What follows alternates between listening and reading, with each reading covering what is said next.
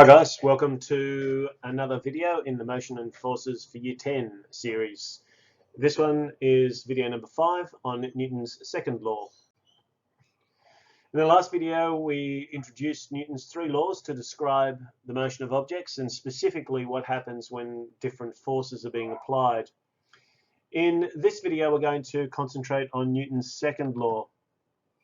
Now you might recall that in Newton's first law, his first law was basically a law about zero net force.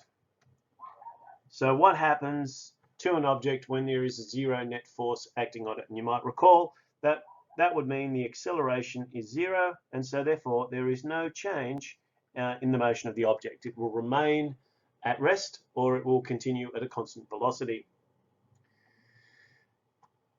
If the object does have a net force acting on it, however, then we will have the object changing its speed or its direction, or possibly even both. So Newton's second law is a law that actually deals with a net force.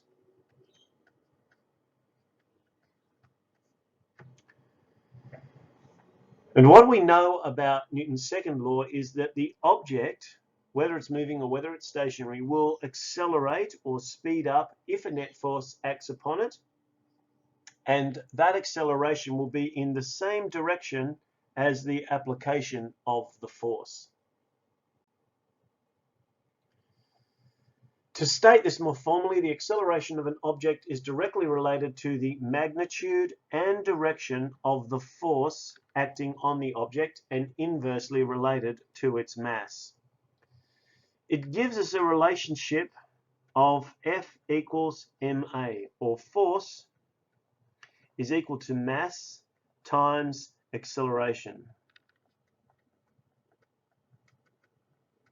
This information up here is basically saying that F is proportional to the size of the force and acceleration is also inversely proportional to the mass, okay, proportional to 1 over the mass. So as the force gets bigger, the acceleration gets bigger, but as the mass gets bigger, the acceleration gets smaller. So that's what those relationships are all about. One thing that's worth considering when we're looking at these sorts of forces is the force of friction. Friction is an interesting force because it's a resistant force. It's a resistant force that acts in the opposite direction to the motion of an object.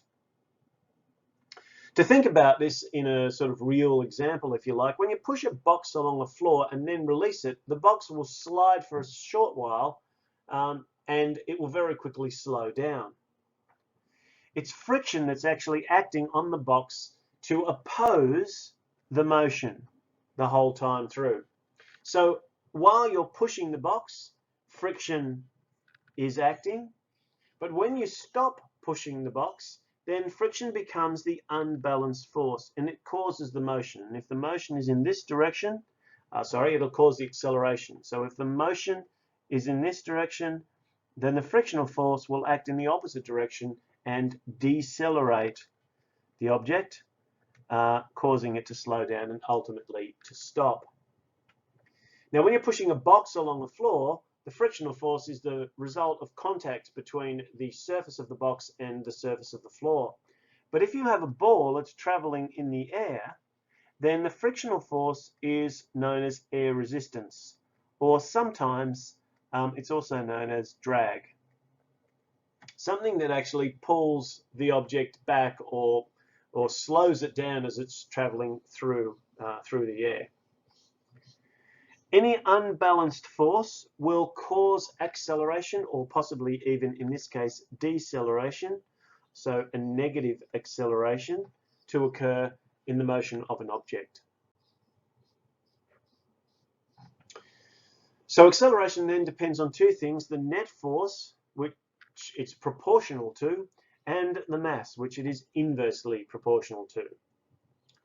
So if we think about that in real terms, it's easier to push and accelerate a small car because of its lower mass than it would be a truck.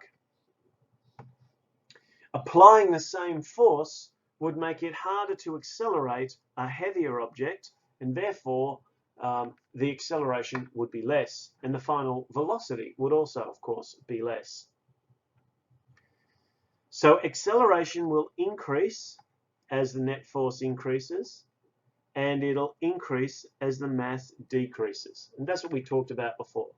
And this is an explanation, a very wordy explanation for this very important equation that we need to remember when we're dealing with forces. F equals ma.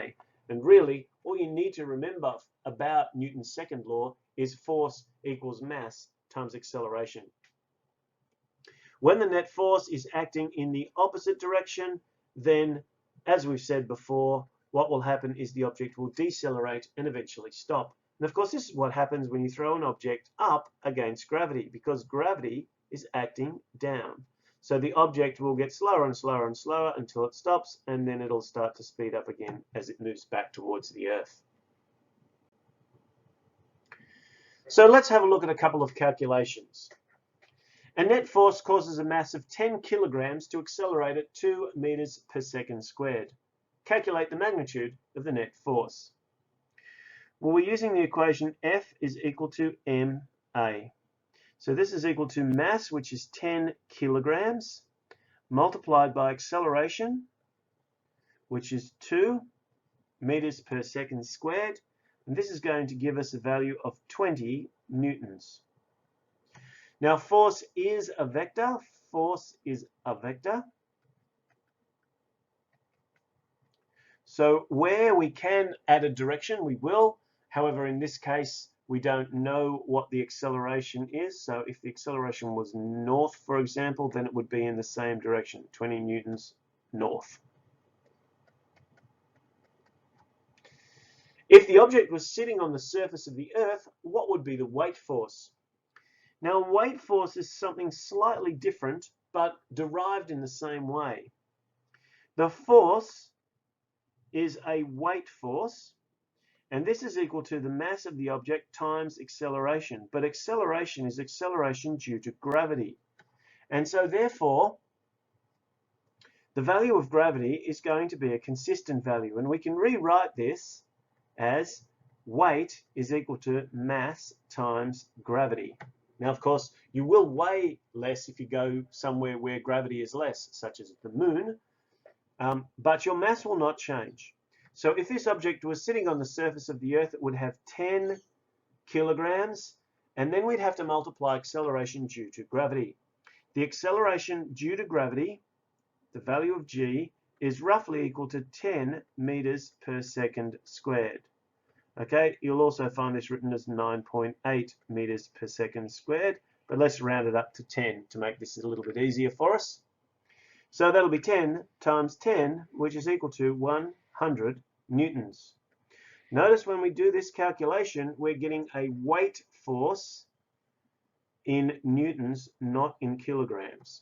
And that's one of the things that's important when we're looking at the difference between the general definition of the term weight and the physics definition of the term weight. Weight is a force. It's a force that a mass experiences under the influence of gravity. And if a 10 kilogram object was sitting on the surface of the Earth, then it would experience a weight force of 100 newtons. Thanks for watching.